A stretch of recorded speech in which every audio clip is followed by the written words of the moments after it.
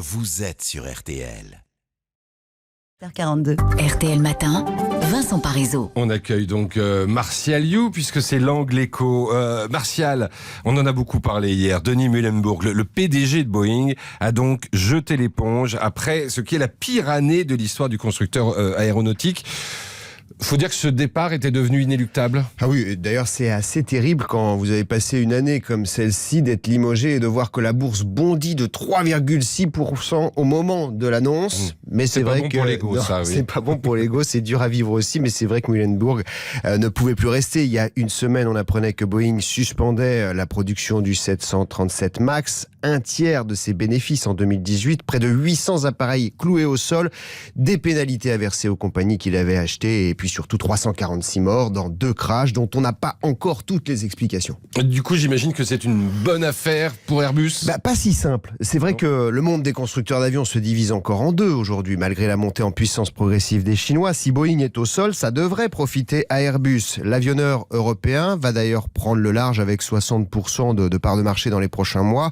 Il signe une très belle année commerciale avec 20 000 avions vendus depuis 50 ans depuis sa création et plus de 1000 commandes au compteur cette année, ce qui est arrivé 5 fois seulement dans son histoire. Bah oui, donc tout va bien. Pourquoi vous me dites pas si simple? Pourquoi vous êtes mesuré ce matin? D'abord parce que le monde de l'aérien, c'est un peu comme celui des grands bateaux transatlantiques. On n'embarque pas un lapin à bord, ça porte malheur. Le naufrage de l'un ne vous immunise pas. Pour autant, souvenons-nous des sondes Pitot, Airbus a aussi connu des crashs et des avaries techniques.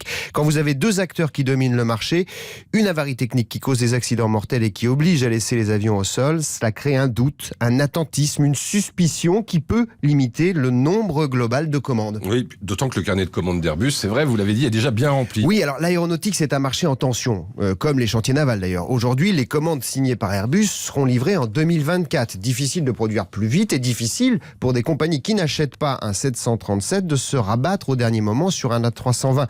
Même si on a vu des compagnies américaines comme American Airlines ou United Airlines se tourner vers Airbus ces derniers mois parce que les difficultés de Boeing ont eu un effet collatéral. Le groupe américain a stoppé aussi les investissements de ses programmes à venir pour gérer uniquement le dossier 737, le nouvel avion de taille intermédiaire, le programme NMA, New Midsize Aircraft, est gelé. Les 2 compagnies américaines ont donc choisi dans le catalogue d'Airbus, faute de visibilité chez Boeing.